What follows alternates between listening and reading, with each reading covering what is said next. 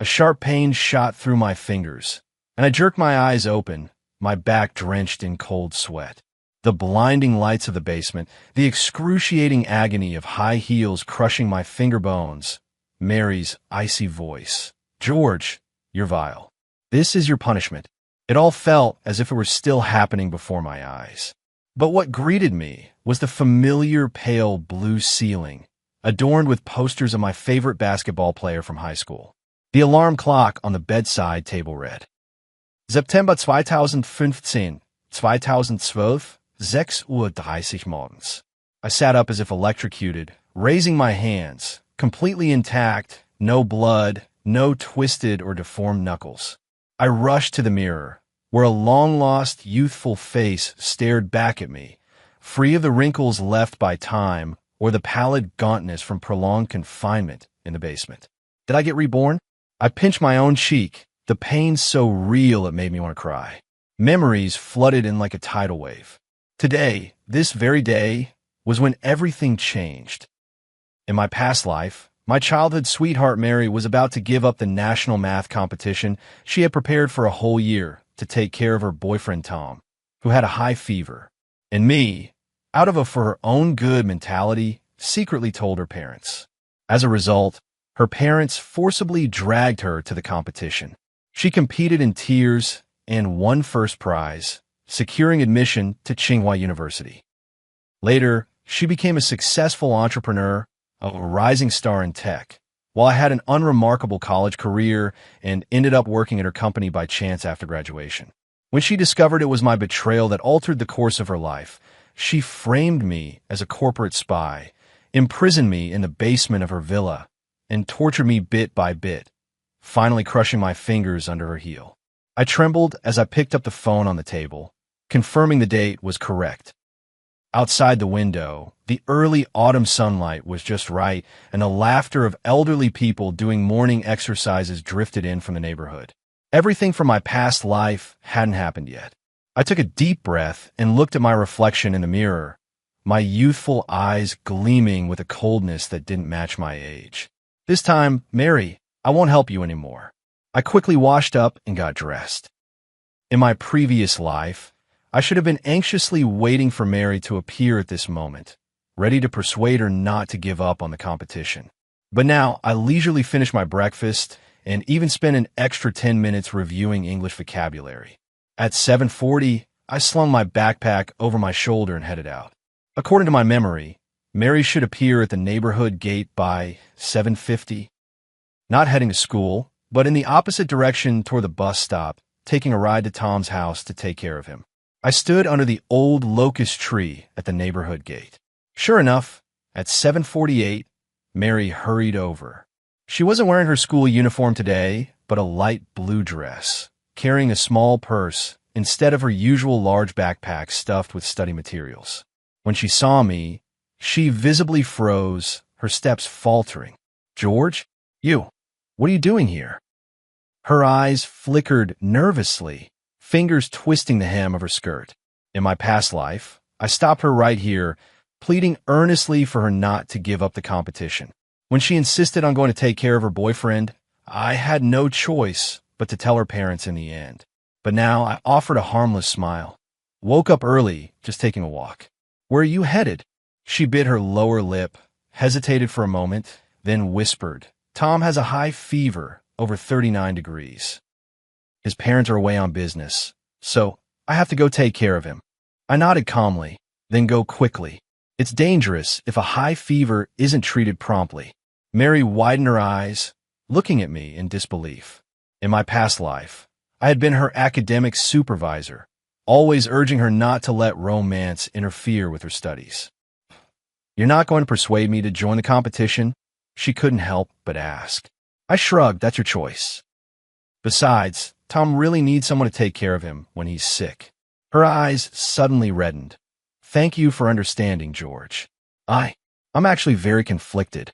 I prepared for this competition for so long." "Go ahead." I interrupted her. "Don't waste any time." With that, I turned and walked toward the school without looking back. After walking a dozen meters, I finally allowed a cold smile to curl at the corner of my lips. Mary, this time, you can take care of your boyfriend to your heart's content and abandon your competition as you please. As for me, I have an entirely different life plan. Just as I reached the school gate, I was stopped by Mr. Chun from the math department. George, have you seen Mary? Why hasn't she arrived yet? The final mock test before the competition is about to start.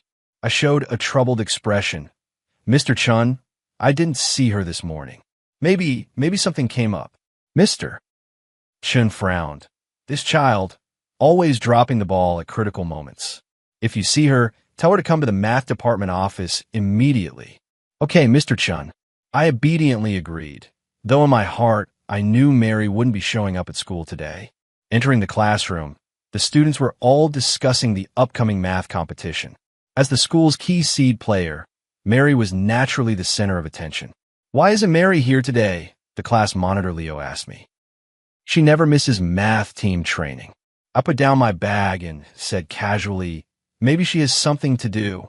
What could be more important than the competition? Leo shook his head in confusion. I heard the first prize winner can get direct admission to Tsinghua or Peking University. What a great opportunity. I didn't respond, just took out my textbook and started reviewing. In my past life, I would have been frantic with worry at this moment, concerned about Mary missing the competition. But now, my mind was unusually calm, even harboring a faint sense of secret anticipation. During the break for exercises, I excused myself with a stomachache and slipped into the empty classroom instead of going to the playground. Mary's seat was right in front of mine, her desk drawer stuffed with various competition materials and notes. In my past life, I had flipped through these notes, marveling at the ingenuity of her problem-solving approaches. Later, after she was admitted to Tsinghua University through recommendation, she gave all these notes to me. Unfortunately, my mathematical talent was mediocre back then, and I couldn't make good use of them. Now, I gently pulled out that thick math competition notebook and quickly skimmed through it. Since Mary had voluntarily given up this opportunity, perhaps these precious materials could be put to my use. I quickly took photos of the key pages with my phone and then returned the notebook to its original place. Although this rebirth gave me a chance to change my fate, my math foundation was indeed not as solid as Mary's, and I needed more preparation. During the last class in the afternoon, Mary still hadn't shown up. The homeroom teacher, Mr. Wong, asked if anyone knew her whereabouts, and the whole class shook their heads. I noticed Mr. Wong glancing at me specifically. Everyone knew Mary and I were neighbors and had grown up together. As the school bell rang, I packed my bag to leave. Just then, my phone vibrated. It was a text from Mary. George, could you bring back all the competition materials from my drawer? I've decided not to participate, and you might find these useful. I stared at the phone screen. In my past life, she had sent the same message, and at that time, I had replied with a long paragraph urging her to think twice. Now, I simply responded with 2 words, okay. As I packed up Mary's materials, my hands trembled slightly. These pages covered in dense notes had once been her stepping stones to a top-tier university. Now, they would become my own. Stepping out of the school gate, the setting sun stretched my shadow long. I took a deep breath, feeling the end of my first day after rebirth.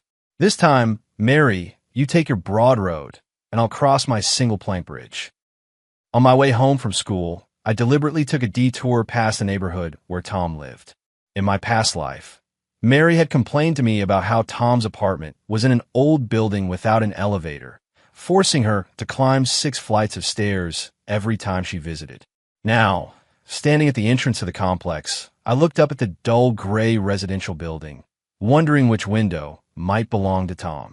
My phone vibrated again. Another message from Mary. George, where are you? Can you buy some fever-reducing medicine from the pharmacy near the school gate and bring it over? Tom's temperature has risen again. The corners of my mouth lifted involuntarily. In my past life, receiving this message had made me frantic.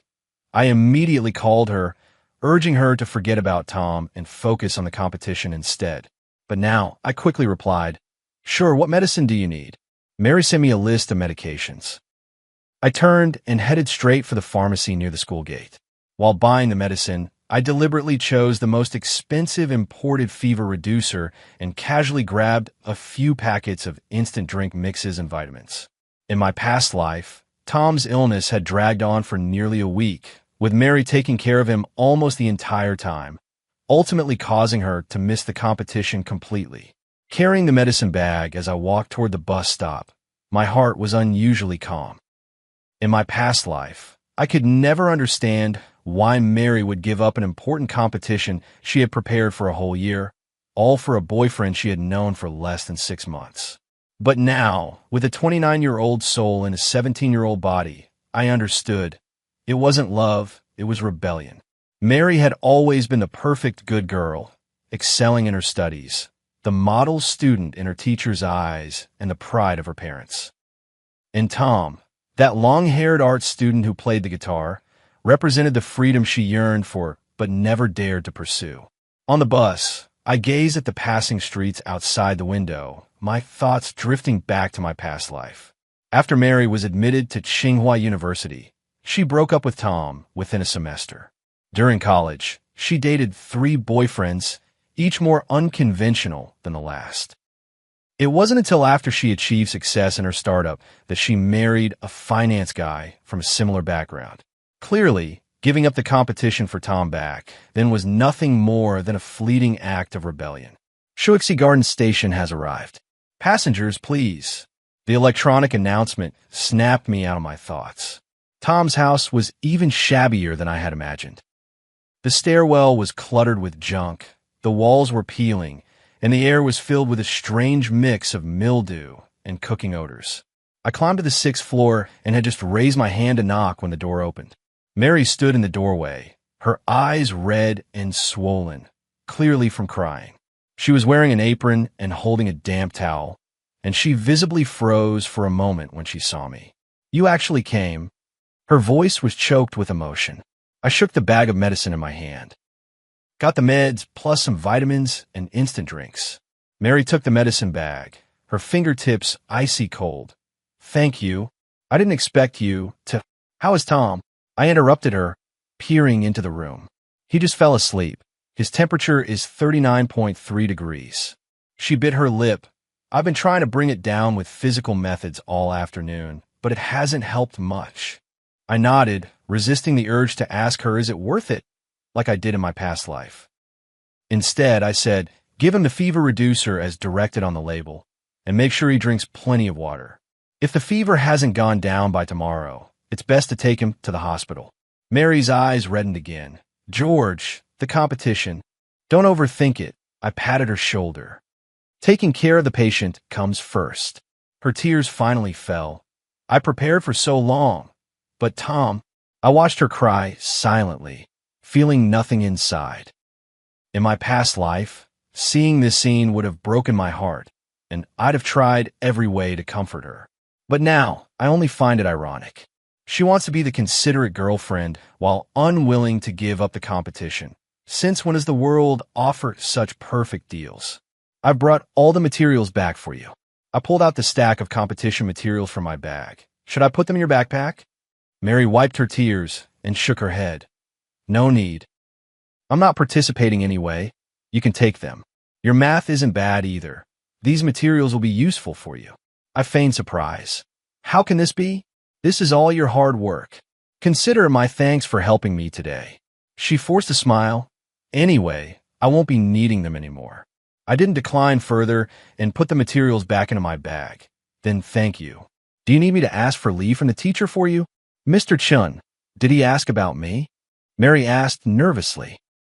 "Yeah, he asked why you didn't take the mock test." I told her truthfully. I said I didn't know. She sighed in relief. "Thank you for not telling him the truth. If my parents found out—" "I understand." I nodded. Of course I understood. In my past life, it was my kindness that led me to inform her parents, and they stormed straight to Tom's house, dragging her away to the competition by force. After giving a few more instructions on how to care for the patient, I took my leave. As I reached the ground floor, I glanced back at Tom's window and smirked. "Mary, this time no one will disturb you while you nurse your boyfriend. Enjoy the consequences of your choices." Once home, I immediately locked my door and spread Mary's competition materials across the bed. These materials were priceless, containing not only past year exam questions and analyses she had painstakingly gathered, but also her original problem-solving approaches and techniques. In my past life, after she secured her spot at Tsinghua University, she gave these materials to me. Unfortunately, my math skills were too limited back then to make full use of them. Now it was different. Though my mathematical talent couldn't match Mary's, I had the mindset and learning methods of an adult. More importantly, I knew exactly what the competition would test. Mary had described the exam questions in detail to me after returning from the competition in my past life. I opened the notebook and began systematically studying her problem-solving approach. Mary's handwriting was neat and elegant, with key steps and common pitfalls highlighted in different colors beside each problem. The more I read, the more astonished I became. Her mathematical talent was truly remarkable, with many solution methods even our teacher hadn't covered. Ding dong! The doorbell rang. I quickly stuffed the materials under the bed and went to answer the door. Standing outside was Mr. Chun, and my heart skipped a beat. "George, is Mary home?" Mr. Chun frowned deeply. "Her parents said she hasn't returned, and her phone is unreachable." I put on a worried expression. "I'm not sure either. I haven't seen her since school ended." Mr. Chun sighed. This kid disappearing at such a critical moment. The national math competition is only 2 weeks away, and she's our school's best hope. Maybe she had some urgent matter? I tentatively suggested. What could be more urgent than the competition? Mr. Chun shook his head. She's a contender for the national first prize with a chance to get directly admitted to Tsinghua or Peking University. I lowered my head without speaking. Mr. Chun had said the same thing in my past life, and back then, I had wholeheartedly agreed. Now it just seemed laughable. So what if I got into Tsinghua through early admission? Didn't Mary still end up locking me in the basement and torturing me? If you manage to contact her, tell her to call me immediately. Mr. Chun handed me a note. "This is my phone number. It's on 24/7. Okay, Mr. Chun." I obediently took the note. Closing the door, I let out a long sigh. It seemed Mary hadn't even told her parents. This was getting more interesting. I returned to my desk and continued studying the competition materials. This time, no one could stop Mary from paying the price for her choices. At 10 o'clock in the evening, my phone rang again. It was Mary. "George, can you do me another favor? Could you bring my textbooks and homework to Tom's house tomorrow? I might not be able to go to school for the next few days." I replied, "No problem. Do you need anything else?" "Nothing else, thank you." She quickly responded, then sent another message. "Did Mr. Chun ask about me again?" I hesitated for a moment before typing. "He came to the house looking for you. Seemed really worried. I didn't tell him where you were." "Thanks. Please don't tell my parents," she replied quickly, as if afraid I might change my mind. "Don't worry." I answered briefly, then turned off my phone.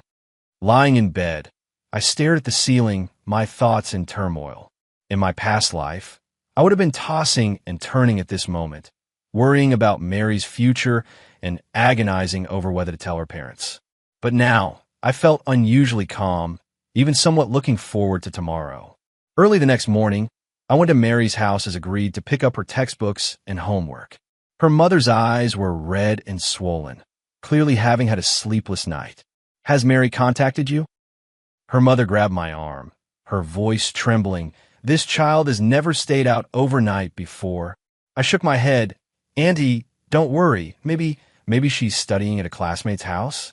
The competition pressure is intense. "What classmate's house?" Her father suddenly rushed out from the inner room, his face livid. "We've called all her classmates. No one has seen her." I lower my head, hiding the indifference in my eyes. In my past life, it was her father's furious outburst that made me feel compelled to reveal the truth to save Mary. But now, I only think they deserve it. "If she contacts you, tell her to come home immediately," her father almost shouted, "or she can forget about having us as parents." "Okay, Uncle," I replied softly, taking Mary's school bag and leaving. On the way to school, I flipped through Mary's textbooks.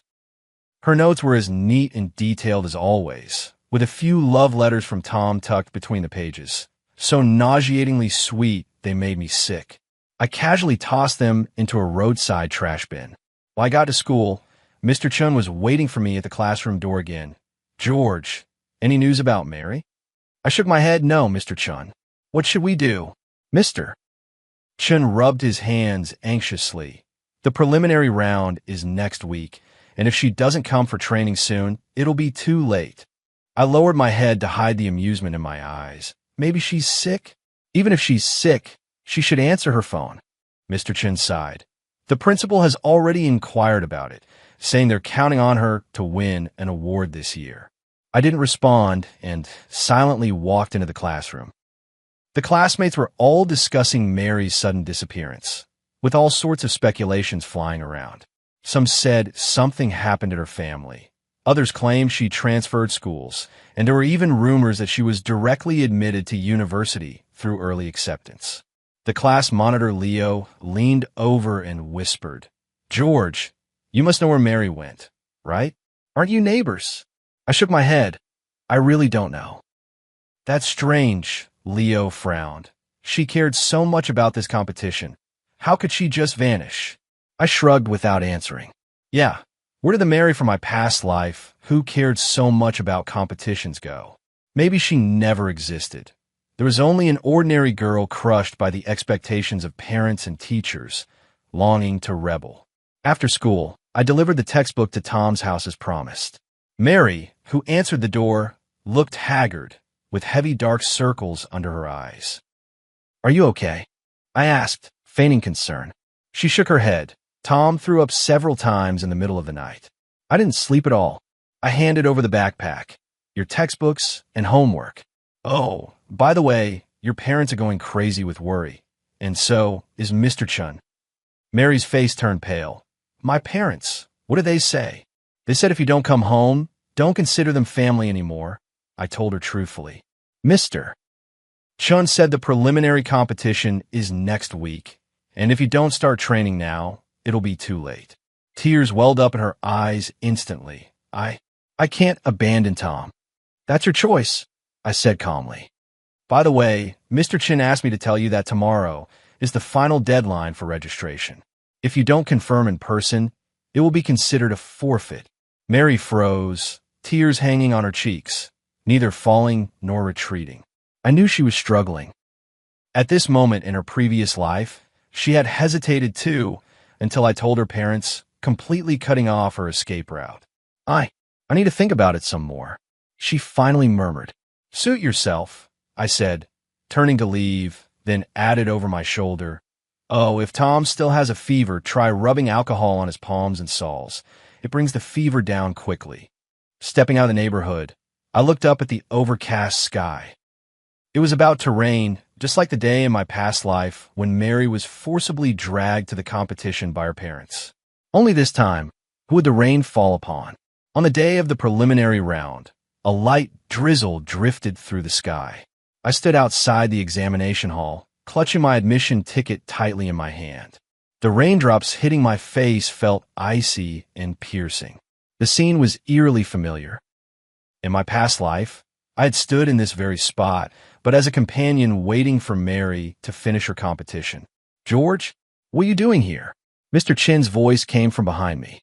He was holding a black umbrella, raindrops clinging to his glasses. "Are you here to compete?" I nodded and held up my admission ticket. "Yes, Mr. Chun." Mr. Chin's expression looked as if he had swallowed a fly. "You signed up? When did this happen?" "Last week," I replied calmly. "There happened to be a vacancy, so I filled it." This was of course a lie. In reality, from the day I learned Mary had definitely withdrawn from the competition, I had begun planning. I approached Mr. White from the competition committee and, using information Mary had mentioned in my past life, claimed to be a second-tier candidate trained by the school. Coincidentally, this year's policy was relaxed, allowing each school to send an additional reserve contestant. Mr. Chun frowned deeply. "But you haven't had any systematic training." I smiled and pulled out a stack of materials from my bag. I studied Mary's notes and methods on my own. Mr. Chin flipped through the notes, his eyes gradually widening. This, these are all Mary's problem-solving approaches? MHM. She lent them to me. I lied without batting an eye. I found them very inspiring. Mr. Chin's expression was extremely complex, a mix of delight at discovering a new talent and regret over Mary's absence. Finally, he patted my shoulder and said, "Do your best. Don't feel pressured." Mary, well, never mind. The exam bell rang, and I followed the crowd into the classroom. After sitting down, I took a deep breath and looked around. In her past life, Mary had described this exam hall. She said the sunlight was blinding at the window seat in the 3rd row, affecting performance. Now, I was seated in the middle of the 6th row, where the lighting was just right. The test papers were handed out, and as I skimmed through them, my heart raced. At least 4 major problem types were ones Mary had explained in detail in her past life. For the final combinatorics problem, she had even provided a more elegant solution than the standard answer. I steadied my trembling hands and began answering. The questions that had once left me scratching my head now seemed clear and solvable, bolstered by both Mary's notes and my memories of her past life. Especially for that final combinatorics problem, I could almost recall every step of Mary's explanation for back then. I finished the 2.5-hour exam 20 minutes early. After checking 3 times, I handed in my paper and left. Mr. Chan was anxiously waiting outside and immediately approached me when I came out. "How was it?" "It was okay," I said modestly. "A few questions were quite challenging." Mr. Chan seemed to hesitate, but ultimately just sighed and said, "Go rest. There's still the practical lab session this afternoon." The afternoon practical session was my weak point. In my past life, Mary had once complained that this part was unfair because many schools lacked the experimental facilities for proper training. To my surprise, one of the measurement tasks turned out to be almost identical to a practice session recorded in Mary's notes. Following the techniques she had noted, I completed it smoothly. After all the exams were over, Mr. Chin insisted on treating me to a meal. In a small noodle shop, he kept asking about my problem-solving approach, and I cautiously answered by borrowing Mary's methods. As the conversation deepened, Mr. Chin's eyes grew brighter. "George, I never expected," he stammered excitedly. "Your thinking is very similar to Mary's, yet with your own innovations.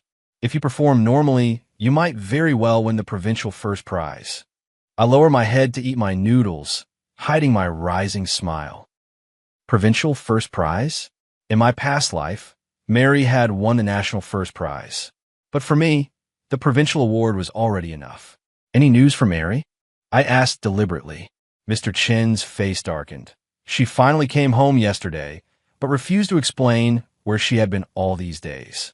The principal was furious and said he would revoke her recommendation for guaranteed admission. He shook his head, such a promising student, ruined just like that. My grip on the chopsticks tightened. In the previous life, Mary was forcibly dragged by her parents to compete, tearfully completed the exam, and earned guaranteed admission to Tsinghua. But this time, she finally had the freedom to choose love at the cost of losing that privilege. Fair enough, isn't it? "How's her boyfriend doing?" I asked casually, pretending it was just a passing question. Mr. Chin suddenly looked up. "Boyfriend? What boyfriend?" I put on a flustered expression as if I had let something slip. Maybe I got it wrong. "No wonder." Mr. Chun slammed his fist on the table, drawing glances from other diners. I was wondering why she suddenly disappeared. "So it's for a boy." His face turned livid. "Do her parents know about this?" I lowered my head in silence, but that was enough. Mr. Chun immediately pulled out his phone and stepped outside to make a call. Through the glass window, I saw him gesturing animatedly, clearly informing Mary's parents. I leisurely finished the last bite of my noodles and wiped my mouth. "Mary, no one's forcing you to compete this time, but your little secret won't stay hidden either. I wonder how your dear parents will take the news." When I got home, I received a text from Mary. "Did you tell Mr. Chin about Tom?" I replied, "Sorry, I slipped up. He asked about you, and I was too worried." She didn't respond again. I could almost picture her current situation. Parents furious, the school disappointed, her boyfriend's condition unstable. In her past life, she only had to focus on the competition, but now she had to face all the consequences of her choices. A week later, the competition results were announced. That morning, I had just arrived at school when I was called into the principal's office. Pushing the door open, I saw the principal, Mr. Chun, and several school administrators sitting inside, all with smiles on their faces. Student George. The principal greeted me warmly. Congratulations! First prize in the provincial division of the National Mathematics Competition, ranking 9th in the entire province. I pretended to be surprised, widening my eyes. Really? Absolutely true, Mr. Chun said excitedly. This is the best individual result our school has achieved in nearly 5 years. Tsinghua University's admissions office has already called to inquire about you. I lower my head, perfectly feigning shyness. I just really like math. Too modest. The principal laughed heartily. According to policy, provincial first prize winners qualify for Tsinghua and Peking University summer camps. If you perform well there, you might even secure early admission. Leaving the principal's office, I became the center of attention throughout the school. In the hallways, classmates pointed and whispered, gossiping incessantly. Once unnoticed, I had overnight become the genius prodigy. Meanwhile, Mary's seat remained empty. Rumor had it she'd taken leave. During the break, class monitor Leo sidled up to me mysteriously. I heard Mary's been grounded by her parents. Phone and computer confiscated, allowed only to go to school and back home every day. I raised an eyebrow. That's serious? You bet. Leo lowered his voice. The whole school knows she gave up the competition to take care of her boyfriend. Her parents were furious. Heard they even went to Tom's house and made a scene. I looked out the window.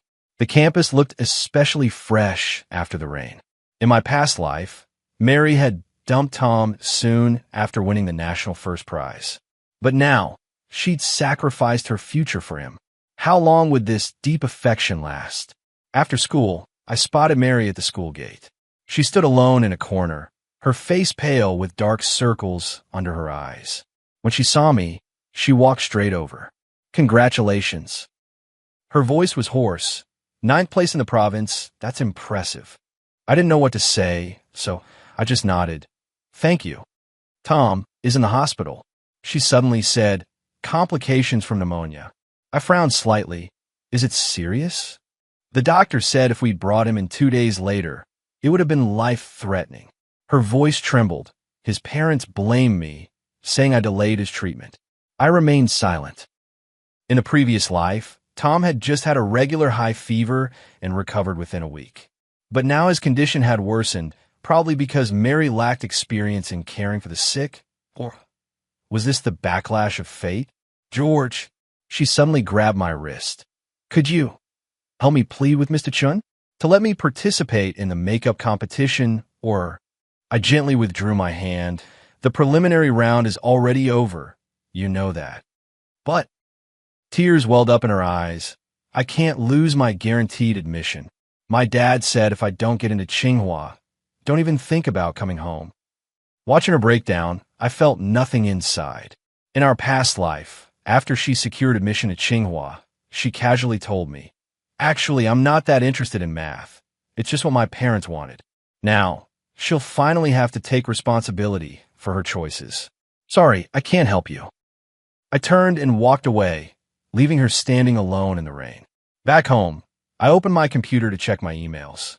Sure enough, the invitation to Tsinghua University School of Mathematical Sciences summer camp had arrived. I clicked on the attachment and carefully read the participation requirements. In our past life, Mary attended this camp and later described the process and content to me in detail. Now, that knowledge would be my advantage. The phone rang again. It was Mary. Please help me. Just make my parents stop being angry. They'll only listen to the teacher now. I replied, Mr. Chin will announce my admission to the math competition training class tomorrow. You could try applying too. Though you won't make it in time for this year's competition, there's always next year. After sending the message, I smirked coldly. The training class had extremely limited spots, and given Mary's current state, there was no way she'd be selected. I was merely dangling a false hope in front of her, letting her struggle a little longer. Putting down the phone, I flipped open Mary's competition notes. These once belonged to her glory, but now they would pave my way to a top university. As for her, she'd remained stuck in the mud, reaping the bitter fruits she had sown. The rain outside grew heavier, tapping against the window pane like countless tiny fingers knocking. I drew the curtains, turned on the desk lamp, and began preparing materials for the summer camp. My era had only just begun. The day the special training class list was announced, the entire grade was abuzz. Standing before the bulletin board, I looked at the first name George on the red paper, my lips curling into an involuntary smile. The hushed whispers of classmates around me sounded like sweet background music. Who knew George was this good at math? He usually keeps such a low profile, and now he's made a stunning debut. I heard he's self-taught, even better than Mary. I turned and walked away from the crowd, only to bump into Mary, who was rushing over. Her face was pale, and her school uniform hung loosely on her, as if she had lost weight. When she saw me, she stopped in her tracks, her eyes quickly turning red. "Congratulations," she said hoarsely, as if she had been crying for a long time. I nodded. "Thank you. Did you come and check the list?" She bit her lower lip, her gaze shifting past me to the notice board. Mr. Chun said, if I performed well, I might get into the special training class. I didn't speak, just stepped aside. Mary quickly walked toward the bulletin board, while I stood still, watching her trembling back. 10 seconds, 20 seconds, a full minute passed. She didn't move an inch. Finally, she turned around, 2 distinct tear streaks marking her face. Her name wasn't on the list, which was inevitable. Mr. Chin would never accept a student who gave up a competition for her boyfriend. Why? She murmured to herself. I was clearly better than him. Those words pierced my ears like needles. I clenched my fists, nails digging deep into my palms. Yes, Mary, you were indeed better than me. But in this lifetime, talent isn't the only deciding factor. I'm going to find Mr. Chun, she suddenly shouted, dashing toward the teaching building. I didn't follow her, but instead headed in the opposite direction toward the math department office. Today was my first special training class, and there was no need to waste time on Mary's drama. Pushing open the door of the special training classroom, I saw 5 people already seated inside. Mr. Chin stood at the podium and immediately smiled when he saw me. George is here. Come in. We were just waiting for you. I walked to the only empty seat and sat down. Next to me was a girl wearing black-framed glasses, intently flipping through an English mathematics book. She glanced up at me, her gaze sharp as a knife. First of all, congratulations to everyone for passing the selection. Mr. Chun scanned the classroom with his eyes. This is our school's most elite advanced mathematics training class, which has produced 3 IMO gold medalists in the past 5 years. Your mission is to aim for the national finals and compete for the guaranteed admission spots to Tsinghua or Peking University. I glanced at the other students, recognizing 2 of them as senior year upperclassmen, while the remaining 3 were in the same grade as me. In my past life, Mary had mentioned these individuals, calling them nerds and problem-solving machines. Today, we'll start with a small test. Mr. Chan distributed the exam papers. Let me understand everyone's strengths and weaknesses. Upon receiving the test paper, I quickly skimmed through it, and my heart raced. This wasn't an ordinary test, but actual past IMO selection competition questions. In my past life, Mary had tested me with these very problems, and back then, I couldn't even solve the first question. Taking a deep breath, I began answering the questions. Thanks to Mary's notes and my past life memories, I smoothly solved the first 3 problems. The 4th question stumped me, and as I frowned in thought, a soft chuckle suddenly came from beside me. The girl with black-framed glasses had already flipped to the 2nd page and was swiftly writing with an expensive fountain pen. Her problem-solving steps were concise and elegant, flowing like a work of art. Time's up. Mr. Chun collected the papers while I still had 2 questions left blank. Mr. Chun graded them on the spot, and the classroom was so quiet you could hear the sound of breathing. The girl with black-framed glasses was the first to be called. Sophie, 92 points, the highest in the class. Sophie, I remembered this name. In my past life, Mary had mentioned that Sophie was the only math opponent she acknowledged, who later went on to study at MIT. Leo, 85 points. Surprisingly, class president Leo was also on the list. I had no idea he was this strong in math in my past life. George, 78 points. I breathed a sigh of relief. This score placed me in the middle. Not outstanding, but not embarrassing either. At least it proved I wasn't solely relying on my past life memories and genuinely had the ability to stay here. After class, I approached Sophie on my own. Your problem-solving approach is quite unique. Could I ask for some advice? She pushed up her glasses and said coldly, the method you used for the fourth question was too clumsy. Mary would never solve it that way. My heart skipped a beat. You know Mary? I saw her at last year's provincial competition. Sophie turned to pack her bag. She should have been here. You used her notes, but lack her spark. The word stabbed into my heart like a knife. Sophie was right. I had been mimicking Mary's problem-solving style. But I didn't need spark. I just needed results. I'll surpass her, I murmured under my breath. Sophie stopped what she was doing and looked at me properly for the first time. Interesting. Prove it to me. She tore off a piece of paper and wrote down a series of numbers. Here's my QQ. Add me. You can ask me if you have any questions, but don't do it too often. I took the note, secretly delighted. A genius like Sophie was exactly the kind of help I would need in the future. As I walked out of the classroom, the sound of a heated argument reached me from the end of the hallway. Following the noise, I saw Mary and Mr. Chun outside the math department office. This isn't fair. Mary cried out, I'm better than him, better than all of them. Why can't I get into the special training class? Mr. Chin's face turned livid. Mary, you gave up the competition for personal feelings, and now you want to snatch someone else's opportunity? The special training class has limited spots. The school's resources aren't prepared just for you. I'll work twice as hard. Mary grabbed Mr. Chin's sleeve. Please give me another chance. Another chance? Mr. Chun shook off her hand.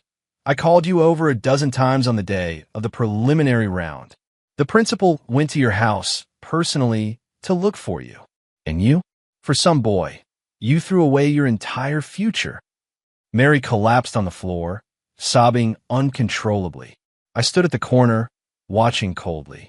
In a previous life, at this very moment, she should have been preparing for the national finals, basking in the admiration of the entire school. But now, she was just a foolish girl who had abandoned her future for love. George, someone called me from behind. It was the class monitor, Leo. Mr. Chun is looking for you. I nodded and deliberately walked past Mary. She looked up at me, her eyes filled with a mix of envy, anger, and pleading. I averted my gaze and knocked on the office door. Come in. Mr. Chin's expression had softened. George, have a seat. Did you receive the invitation letter for Tsinghua's summer camp? I did. I took the envelope out of my backpack. Good. Mr. Chun smiled. The principal has decided to give you special tutoring, which I'll be responsible for. Starting today, you'll have 2 extra hours of training after school every day. I feigned excitement. Thank you, Mr. Chun. I'll work hard. I have high hopes for you. Mr. Chun patted my shoulder. Though you may not be as naturally gifted as Mary, your diligence and steadiness are what truly matter in the long run. When I stepped out of the office, Mary was already gone. A small puddle remained on the hallway floor. Whether it was rainwater or tears, I couldn't tell. For the next 2 weeks, I threw myself wholeheartedly into training. Attending regular classes during the day, special training sessions after school, and additional practice at night. I often returned home late into the evening, yet still pushed myself to study until the early hours. Memories of my mediocre past life spurred me on. This time, I had to seize every opportunity. Mary occasionally showed up at school, always alone, her eyes hollow. Rumors spread among the classmates. Her parents had given up on her, they said, and she spent all her time hanging out with that Tom. One day in early June, after the special training class, Sophie stopped me. There's a math salon this weekend. Want to come? What kind of salon? I organized it. She adjusted her glasses. There are a few college students and competition participants, all quite skilled. I agreed immediately. This was exactly the circle I needed, a high-level social network. Those people I could only look up to in my past life would now be my peers. On Saturday morning, I found a cafe at the given address. Pushing the door open, I saw Sophie and 5 or 6 others gathered around a long table in the corner, with scattered drafts and coffee cups on the table. This is George, 9th in this year's provincial competition, Sophie introduced briefly. A guy with an earring raised an eyebrow. The one who took Mary's spot? My heart raced, but I remained calm on the surface. I didn't take anyone's spot. She voluntarily gave up the competition to take care of her boyfriend. Is it true? A short-haired girl exclaimed in surprise. Mary is so strong, yet she gave up the competition for a guy? The guy with earrings sneered, the power of love, I guess. What a shame. She had a real shot at making the national team this year. I sat down quietly, listening to them discuss Mary's downfall. These people, who once admired her, now spoke of her with nothing but pity and disdain. The shift in power and status was swift and absolute. The salon lasted until the afternoon, mainly discussing a challenging topology problem. I contributed an idea, earning a nod of approval from Sophie. As I was leaving, the guy with earrings patted me on the shoulder and said, "See you at Tsinghua's summer camp next month." I got an invite too. His name was Zach, last year's national silver medalist who had already secured a spot at Tsinghua University. I mentally noted this information. Someone with Zach's background would be valuable connections at Tsinghua in the future. In early July, the school entered its final exam review period. Mary completely disappeared. It was said her parents had withdrawn her from school. Rumors about her multiplied. Some claimed to have seen her pulling all-nighters at internet cafes. Others said she was working at a fast food restaurant, and there were even whispers she was pregnant. I had no time to concern myself with such gossip, focusing entirely on preparing for the upcoming Tsinghua summer camp. Drawing from Mary's experience sharing in my past life, I had already studied the camp's assessment priorities and tailored my preparations accordingly. The day before final exams, I ran into Mary's mother at the school gate. She had aged significantly, her hair gray and her eyes vacant. Spotting me, she suddenly rushed over and grabbed my hand. "George, have you seen Mary? She hasn't come home for 2 weeks." Her voice trembled. I shook my head. "Auntie, I haven't seen her for a long time either.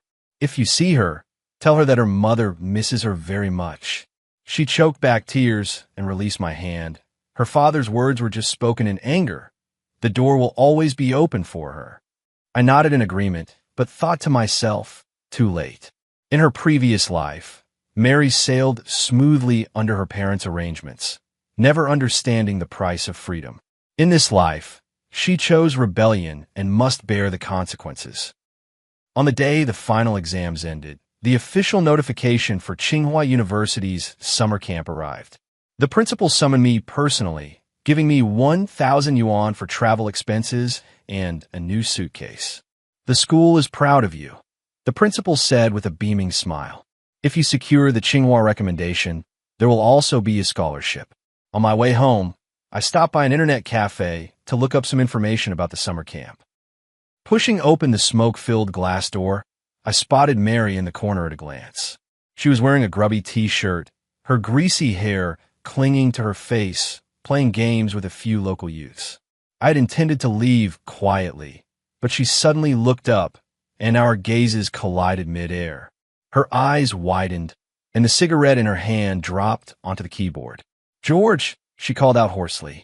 I had no choice but to walk over. "Long time no see." She looked me up and down, taking in my brand-new school uniform and the Tsinghua envelope in my hand, her lips twisting. "So high and mighty now, top student. You doing okay?" I asked, knowing full well the answer. "Just great." She laughed exaggeratedly, drawing sidelong glances from her companions. "Free as a bird, doing whatever I want. Way better than being some math genius." I noticed a few faint cuts on her wrist and a bruise near her collarbone. Following my gaze, she abruptly pulled up her collar. "What about Tom?" I asked. "At work," she said, lighting another cigarette. "Apprentice at a car repair shop, $80 a day." I don't know what to say. In the previous life, Tom later got into an art college and became a somewhat famous designer. But now, both he and Mary have slid onto completely different life paths. "Heard you're going to Tsinghua's summer camp." She exhaled a smoke ring. I nodded. "Leaving tomorrow." "Congratulations." Her voice suddenly turned low. That should have been mine. I remained silent. Yes, this was originally her glory, her future. But in this lifetime, I would never hand it over willingly. "I'm leaving, take care." I turned and walked away.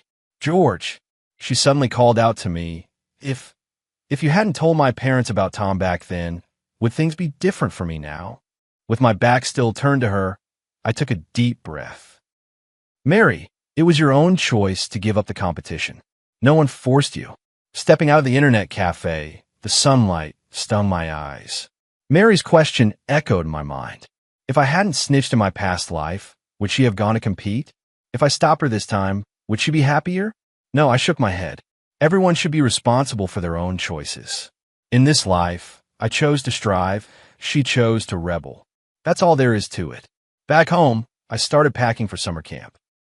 My phone vibrated. A message from Sophie. "Tomorrow, train T42, carriage 8, Zach and I will be there. Coming together." I replied, "Sure." Putting down my phone, I gazed out the window. The setting sun dyed the sky blood red. Starting tomorrow, a brand new life awaited me. As for Mary, I recalled her hollow eyes and the scars on her wrists one last time, then sealed her image deep within my memories. Tsinghua Garden was even larger than I had imagined.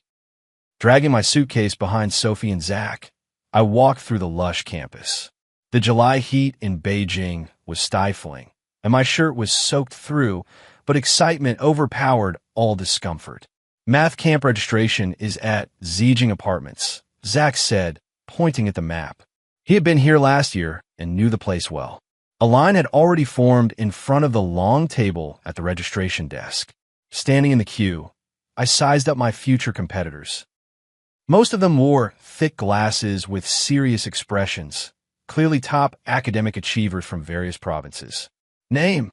the senior student at the registration desk asked without looking up. "George." She flipped through the roster and suddenly raised her head. "Ah, so you're that George? Professor Smith specifically mentioned you." My heart skipped a beat. "Professor Smith?" "Professor Smith, the deputy director of our mathematics department." The senior student smiled brightly. "He said your problem-solving approach in the provincial competition was unique and wants to mentor you personally." I suppressed the urge to smile.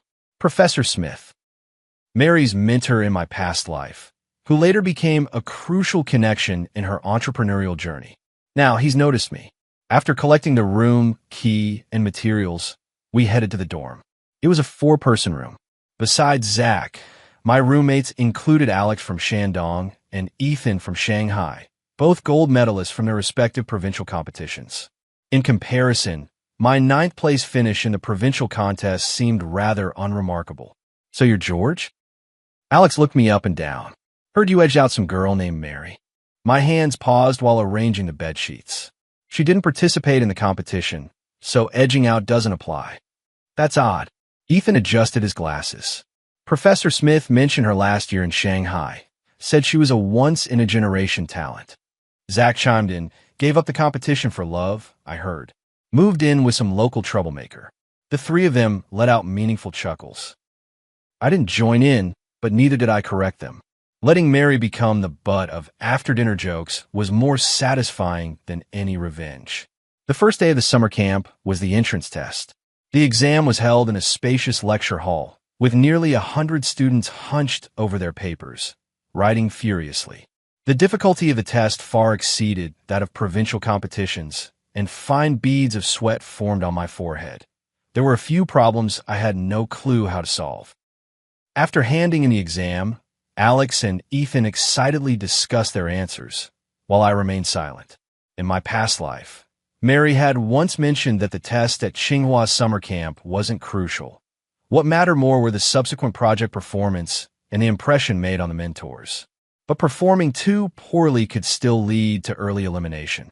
The results were posted that afternoon on the math department's bulletin board. I squeezed through the crowd, scanning the list from the bottom up. 58th place, slightly below average. Alex was 12th, Ethan 9th, and Zach 15th. The top spot went to a Jiangsu candidate named Ryan, who scored a perfect mark. Don't lose heart. Zach patted my shoulder. Your foundation is a bit weak, but Professor Smith sees potential in you. That's what really matters. I forced a smile. In our past life, Mary ranked 3rd in the entrance test and soared effortlessly from there. As for me, it seems I'll have to take a much harder path. After dinner, I wandered aimlessly around campus and found myself standing before an office building. A light was still on in a 3rd-floor window, where a shadowy figure could be faintly seen moving. Almost as if drawn by some unseen force, I stepped inside. Knocking on the door of room 302, a deep male voice responded from within. Come in. Professor Smith was younger than I had imagined, in his early 40s, with sharp eyes beneath thick eyebrows. He sat behind a desk piled high with books, grading assignments. Are you, George? He set down his pen. I've reviewed your exam. My heart sank to the pit of my stomach. I must have disappointed you. Quite the opposite. He gestured for me to sit. Your problem-solving approach is unique. Although the results were incorrect, there were flashes of brilliance in your process. Especially on question 7. You used an unconventional method. I was slightly surprised. For question 7, I did imitate an obscure technique from Mary's notes, but a calculation error caused all the results to be off. I've seen your provincial competition answer sheet, Professor Smith continued. The style of that constructive proof is very similar to a girl named Mary from last year. Do you know each other? Schoolmates, I answered cautiously. Why didn't she compete this year? Professor Smith frowned. I've been waiting for her. I carefully chose my words. She gave up the competition for personal reasons. What a shame. Professor Smith shook his head. Talent like hers is rare, yet she doesn't know how to cherish it. He turned to me. You may not be as naturally gifted as her, but you're more diligent. If you're free these evenings, come find me. I'll give you some extra coaching. Stepping out of the office building, I let out a long sigh. In my past life, Mary's brilliance was so overwhelming that even Professor Smith couldn't forget her. But now, this opportunity belongs to me. For the next 2 weeks, I attended summer camp activities during the day and studied in Professor Smith's office at night. His expertise in combinatorics happened to be my weak spot. Under his guidance, I made rapid progress. In the second week's topic presentation, I teamed up with Sophie and Zach to study graph theory applications and secured second place in our group. Professor Smith specifically praised my innovative thinking during the review, though in truth, it was just an idea Mary had mentioned in my past life. The last day of the summer camp was the admission interview. Scheduled for the afternoon, I spent the morning holed up in my dorm revising my self-introduction. Suddenly, my phone vibrated. It was a message from my mom. Mary's mom is looking for you. She says it's urgent. I frowned. What could Mary's mother possibly want from me? After replying to my mom that I'd call back later, I turned my phone to silent mode and focused entirely on preparing for the interview. The interview room was occupied by 5 professors, including Professor Smith. The questions ranged from academic to personal, covering all aspects. The final question came from Professor Smith. If Tsinghua admits you, what do you plan to do in the future? In her previous life, Mary's answer was to explore the mysteries of mathematics, but she later became an entrepreneur. This time, I gave a different answer. I want to use mathematics to change the world, perhaps through tech entrepreneurship. The professors exchanged approving glances. Professor Smith smiled and said, a noble ambition. Mathematics needs to be applied, not just remain theoretical. The interview ended, and I walked out of the classroom feeling lightheaded. Whatever the outcome, I had done my best. As soon as I turned on my phone, a flood of unread messages and missed call notifications poured in, all from my mom. The latest one read, "Mary is in trouble at the hospital. Her mom wants to see you." After much hesitation, I finally took a taxi to the hospital. On the way, my mom told me that Mary had attempted suicide by cutting her wrists and was now in the emergency room at People's Hospital. In the emergency room hallway, I met Mary's parents. Her father looked haggard, and her mother's eyes were swollen like peaches. When she saw me, her mother rushed over and grabbed my hand. "George, please talk to Mary." She sobbed uncontrollably. "The doctor said she's showing signs of depression and refuses to cooperate with treatment." What can I do?" I asked awkwardly. She kept calling a name. Mary's father said hoarsely, saying she was sorry that she stole your opportunity or something, just rambling. I followed the nurse to the ward. Mary lay on a hospital bed, her left wrist wrapped in thick gauze, her face as pale as paper. When she saw me, her vacant eyes suddenly focused. "You came." Her voice was raspy. "Congratulations. Tsinghua must have accepted you, right?" I stood at the foot of the bed, not moving closer. The interview just ended. "The results aren't out yet. You'll definitely get accepted." She smiled bitterly, just like in the previous life. My blood froze instantly. "What did you say?" "Nothing." She averted her gaze. "I had a very long dream where I went to Tsinghua, started a successful business, and you." She suddenly stopped. "Just a ridiculous dream." I carefully observed her expression, confirming she was just speaking casually, and only then did I relax. Why do foolish things? I changed the subject. Tom left. She stared at the ceiling. He said I was too depressing and found someone else. I've lost everything: my studies, love, family. I remained silent. In the previous life, Tom did break up with Mary, but that was after she got into Tsinghua University, and it ended amicably. This time, their relationship ended in a much crueler way. "George," she suddenly looked at me. "If I had gone to the competition back then, would things be different now?" "It's this question again." I sighed. There are no what-ifs in life. "Yeah." She closed her eyes. "You can go now. I want to sleep." By the time I left the hospital, it was already dark. I turned on my phone and saw a message from Sophie. "The recommendation list is out, and you're on it. Come back to school ASAP." I stood at the hospital entrance, looking up at the night sky. At this moment, the trajectories of my past and present lives completely diverged. Mary lay in the hospital bed, while I received the Tsinghua recommendation. The scales of fate had finally tipped in my favor. Back at Tsinghua Garden, the bulletin board was already surrounded by a crowd. I squeezed in and saw my name on the list of recommended admissions. George, number 1 High School of Nanchung, J Province, pre-admitted major. Computer science and technology. Computer science? But I clearly applied for mathematics. Just as I was puzzled, Professor Smith walked over. "I changed your major for you. You said you wanted to start a tech business. Computer science is more suitable." Suddenly, it all made sense. In my past life, Mary studied mathematics and faced many setbacks when starting her business. This time, I'm taking a more pragmatic path. "Thank you, Professor," I said sincerely. "Don't celebrate too soon," Professor Smith said gravely. "The admission is just the beginning. The computer science department at Tsinghua is fiercely competitive. You'll need to work twice as hard." When the summer camp ended and I returned to Nan City, I became the talk of the school. The principal received me personally, local media came for interviews, and even the mayor sent a congratulatory letter. All of this should have belonged to Mary. The day after returning home, I went to the hospital to visit Mary, only to be told she had already been discharged. The nurse said her parents had forcibly taken her away and sent her to a closed rehabilitation center. When senior year began, Mary's seat was empty. The homeroom teacher announced she had taken a year off, sparking whispers among classmates.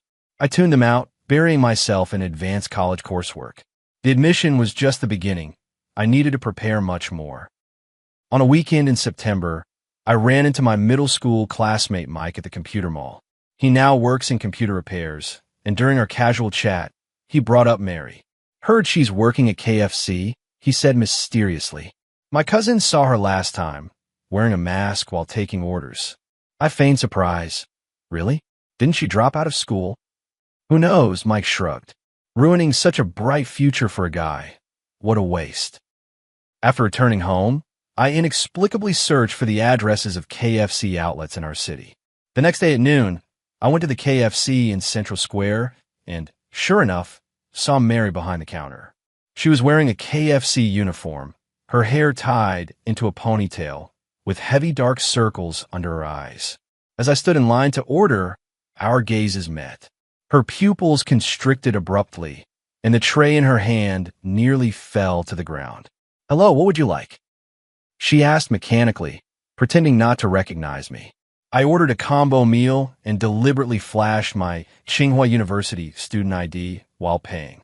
She stared at the little red booklet, her lips trembling slightly. When picking up the order, she whispered, "Congratulations." "Thank you." I took the tray. "Still working at KFC?" "Yeah." She turned around, and I noticed a faint scar on her right wrist. "Next month, I'm taking the adult college entrance exam, trying to see if I can get into a junior college." I didn't know what to say, so I just nodded. "Good luck." "George," she suddenly asked, "have you ever thought about how things would be now if you had made a different choice back then?" My heart raced. "What do you mean?" "Nothing." She smiled bitterly. "Wishing you a happy life at Tsinghua." Watching her push her bike away into the distance, I tightened my grip on the wallet in my hand. Inside lay the freshly acquired Bitcoin transaction receipt and the blueprint of my brand new life. Yes, Mary, we did make different choices. And the results, as you can see,